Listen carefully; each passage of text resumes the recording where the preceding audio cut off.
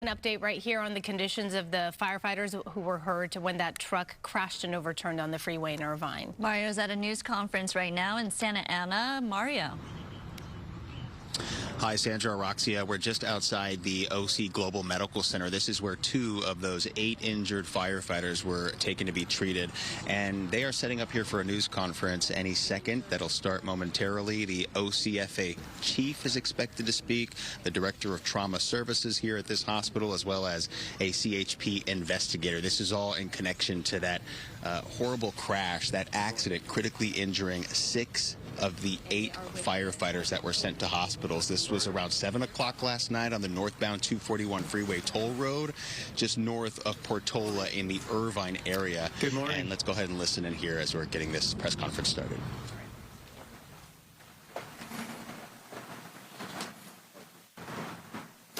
Thank you for coming to the press conference this morning where you're going to receive an update on our firefighters. Before we get started, please silence all your phones, devices, and make sure that they don't go off. If you do any sort of side reporting or anything like that, please take it away so you're not interrupting everybody else that's recording here. So we're going to update you on what happened last night and what's going on with our firefighters. This morning you're going to hear from the Orange County Fire Authority Fire Chief Brian Fennessy, Orange County Global Hospital Medical Director of Trauma Services, Dr. Humberto Asari, and California Highway Patrol Lieutenant Hope Maxon. And we'll take questions at the end, so please let them get an opportunity to give you an update on what's happening, and we're going to hand it off to Chief Fennessy. Thank you, Captain. Before I get started, I'd like to thank a number of people, and if I miss your group or association or individuals, I apologize up front, but I'd like to thank the CHP. I'd like to thank OC Global, UCI, Mission Hospital, all of the hospitals that are taking care of our injured firefighters. I'd like to thank my board of directors that are here with us today, the County Fire Chiefs Association that are standing with us as well, also members of the Complex Incident Management Team 2 that are running the airport fire, and of course our close partners, Orange County Professional Firefighters Local 3631, our Chief Officers Association, and the labor organizations that represent our professional staff. I mention everybody because this really is a team effort and a family effort. So I want to thank everybody for all their support. This is obviously a huge tragedy for our family. I want to thank everyone for the outpouring of support that's coming to us, not only locally, regionally, statewide, and in fact nationally. I've stopped being able to keep up with all the text messages and emails from people of all organizations, not just the fire service, that are coming in again from all over the country and in some cases internationally. So as you all know, on September 9th, the airport fire began, and as it stands, I don't have the total containment yet, but we've been at that fire since September 9th. Our 2 25-member hand crews, the Santiago crew and El Toro crew, have been assigned since day one. For anybody that knows anything about firefighting operations, being a member of a hand crew is not probably, it is the most challenging assignment that anybody can be assigned to. And our firefighters have been working nonstop with very few breaks in helping to contain the airport fire. Both Santiago and El Toro crews were doing the same. And in fact, the crews were released off the line last night, and while en route back to the incident command post, they experienced an accident. The accident occurred at 6:50 p.m. The location was northbound Highway 241, just north of the Portola exit. Again, the crews were finishing their 12-hour shift. This was a solo rollover accident. The first OCFA unit to arrive at scene after 911 was about 7 minutes later, which is an excellent response time. I want to thank the superintendents that manage these crews, Superintendent Scott Gorman, Superintendent Brandon Lee Davis. They were with the crews, and many of you may have heard it. I certainly have listened to the 911 call. Very calm, very professional. While they had many of their members gravely injured on the freeway. They organized and brought the right resources to the accident to get our hand crew firefighters medically treated and triaged and transported to area trauma centers. The resources included 9 paramedic units, 12 ambulances, and 3 helicopters, 1 Mercy Air helicopter, and 2 OCFA helicopters. Again, there were 8 patients in total. 7 ended up being transported by ground ambulance. 1 was transported by our own helicopter, Copter 3. 6 taken to local trauma centers. 3 to Mission Hospital, 2 here to OC Global, and 1 to UC Irvine. 2 patients were taken to Hoag and Irvine and are in stable condition. The 2 were released from Hoag Irvine last night. The 6 firefighters taken to the trauma centers are still on the hospital with varying statuses ranging from stable to critical. All of the families were immediately notified. Our crews, as you can imagine, are devastated. They've been through a formal critical incident stress debriefing at our headquarters last night. As you can imagine how traumatic it would be to see your fellow firefighters that injured in the middle of the freeway. I had an opportunity to meet with them last night, very late last night, and it was absolutely heartbreaking. As we stand here today, I think we're all still a bit of shock. As I talked with the crews last night, it was evident that they're in tough shape right now. We pulled them off the fire line. They're going to get time with family. They're going to get time to visit with other firefighters. They're going to get the time they need. I want to thank the Ventura County and Santa Barbara County fire departments who have moved their hand crews into Orange County to cover for our hand crews that are not in service at this time. We've got a tough road ahead. Many of the injured are going to be hospitalized for quite a while. I can't get into those details. I'll introduce the doctor here and he can share what he can share. As you can imagine, there are limits to what we can say. But having met with the families last night, visiting the hospitals, you can imagine the pain that they're in and the pain that all of us are in. This is devastating for me personally, devastating for everybody in the fire service here in Orange County. As I did last night, I'd ask everybody to pray for our firefighters, pray for the families. One thing I'll tell you that I experience regularly is the resilience that this organization shows during these times, during these tragic times. Well, yes, we're heartbroken, we're devastated, but there's no doubt in my mind that the crews, the firefighters, our professional staff, everybody involved are going to rally around each other, and we're going to be stronger because of it. We talk a lot within the fire service about the fire service family, and it's not just words. It's real. When talking with the families last night, one of the things I share with them is they're probably going to get really tired of us at some point because we have liaisons assigned to them all the time. Their needs are being met, not just today, not just next week, but for the entirety that they need us. The fire service here in Orange County is strong. Again, I want to thank the County Fire Chiefs Association. There are fire chiefs here from other fire departments in the county. They will rally around our people as well. And again, I want to thank you all for being here so we can share with you, what we're going through and make information available as we can. We'll continue to provide additional information as it becomes available. And I'll take questions at the end. Thank you. Captain, you can introduce?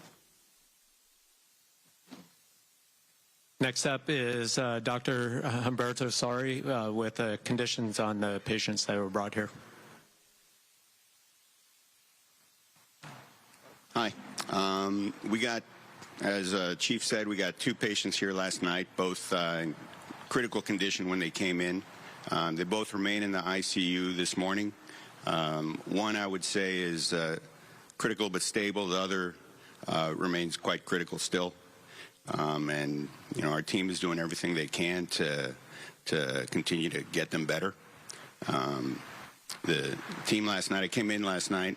Dr. Davis was on call, but I came in to provide support, and the team did an incredible job. The nurses, the medical staff, and administration, pulling out all the resources for these guys.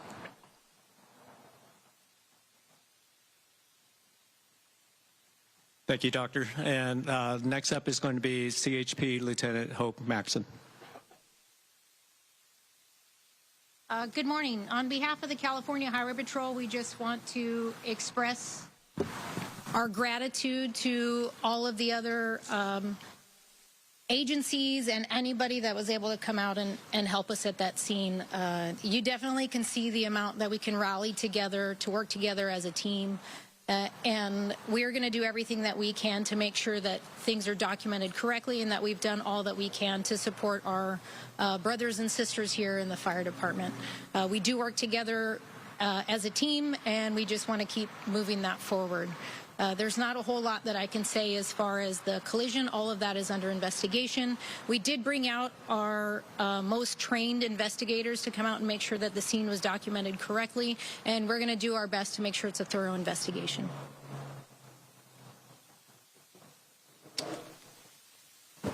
With that, we'll field a few questions before we call it. Yes. Hi. Nice to see you, Michelle.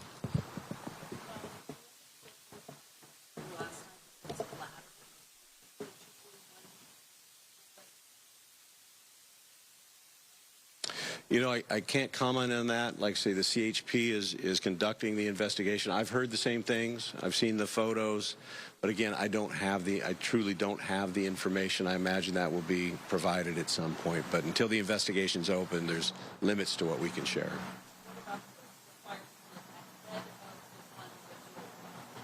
In terms of...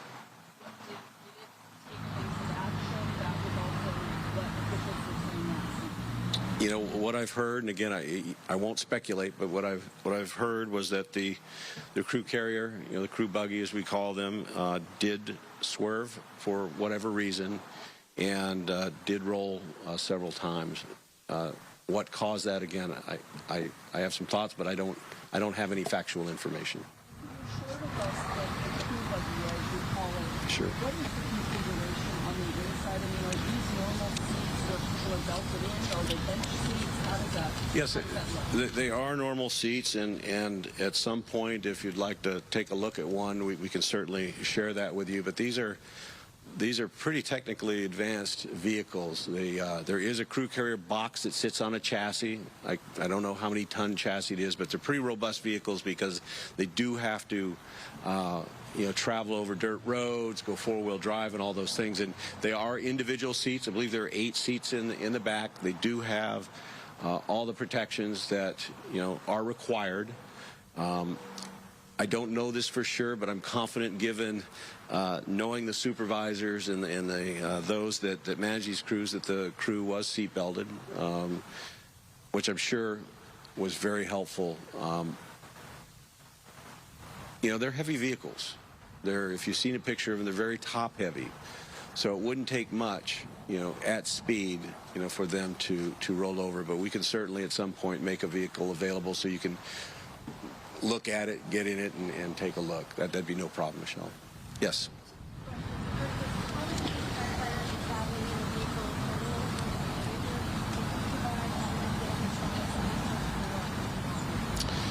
I don't have that information. We could probably get it.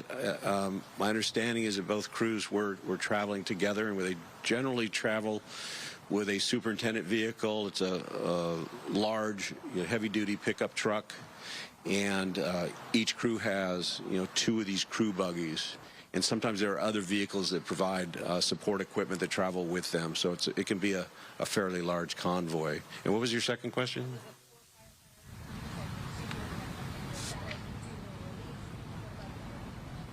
The 4 that we have currently, there are 2 here at OC Global. I believe we still have 3 at Mission and 1 at UCI that has either been released or is going to be released. 4 of the 8 are they are more seriously injured than the others. Yes. Sure. Do you have anything is there any way to trace? I guess this was a matter, right? What about the vehicles? You guys know? Again, I don't have that information. I'll defer to the Highway Patrol if they want to comment, but as long as it's under investigation, I'm confident. I do not know. I do not know. I've seen the same pictures. I've heard the same things, but again, I can't stand here and factually comment because I don't know. And as long as it's under investigation, there again are limits to what I could share, even if I did know. Yes, Chip.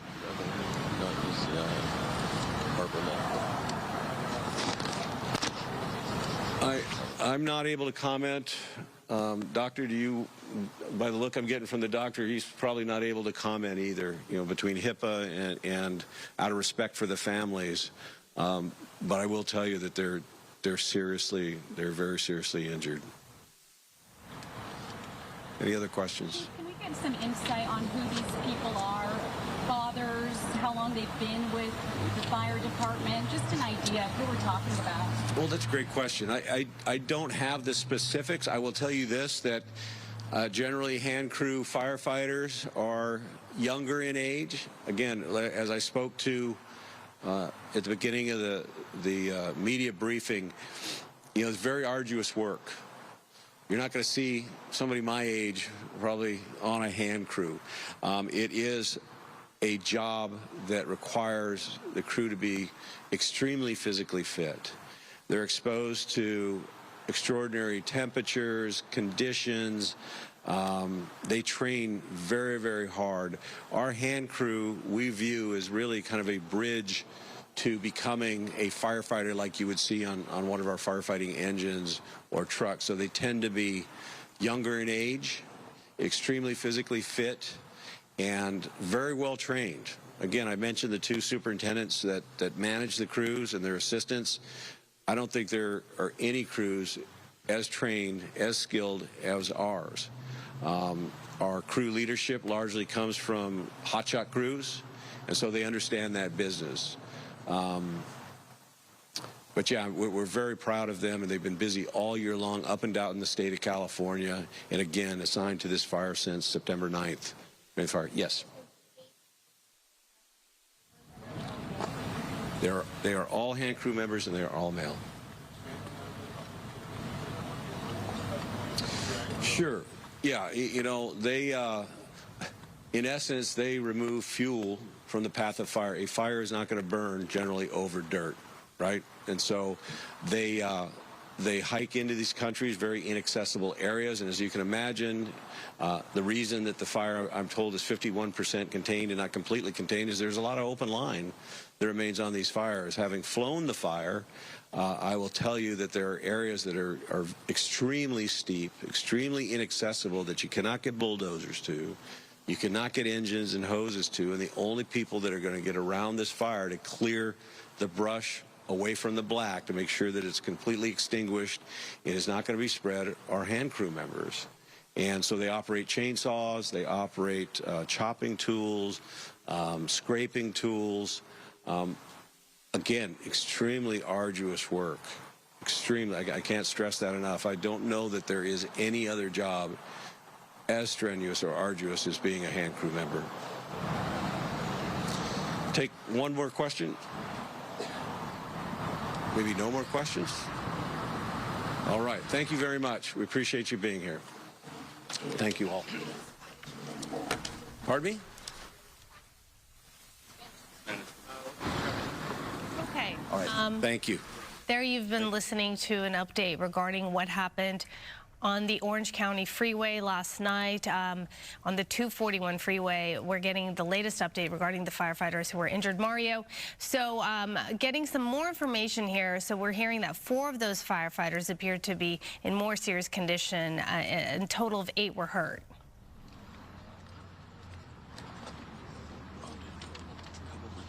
So Mario's setting up his shot right there. Yeah, that's right. They just finished up this press conference, and you heard from that fire chief that they are in tough condition. 6 of the 8 crews that were hospitalized, they are still in the hospital. 2 were released from the Hoag Hospital in Irvine. There are 2 that remain here at this hospital, the OC Global Medical Center. And he said they'll be hospitalized for a while. He also talked about the type of job this is, that these are hand crews that work tirelessly creating those containment lines here around the airport fire, and they've been working around the clock.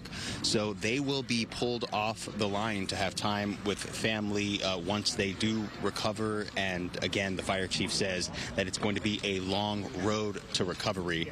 So here's the breakdown. There are 2 patients in critical condition in the ICU here at this hospital. 1 critical but stable, and the other critical, and 4 of the 8 are more seriously injured. So it really does show you the amount of support that they've been getting here from surrounding agencies. We've got fire crews from several agencies, including Fullerton and some others here in the area as well. So, yeah, this is the latest here from this northbound 241 freeway crash that we've been talking about since yesterday. A really heartbreaking story here as those firefighters are ranging in conditions from stable to critical. Again, 6 remain hospitalized this morning, and we're expecting to get more information as the time goes by, but they're really having a tough time dealing with this heartbreaking news here in this area after they were leaving the airport fire. For now, that's the latest here. We'll go ahead and send it back to you. All right, Mario, thank you. And interesting to note that they said that that truck rolled over multiple times, not just once. So you can imagine the extent of the injuries and why so many of them are injured. All right.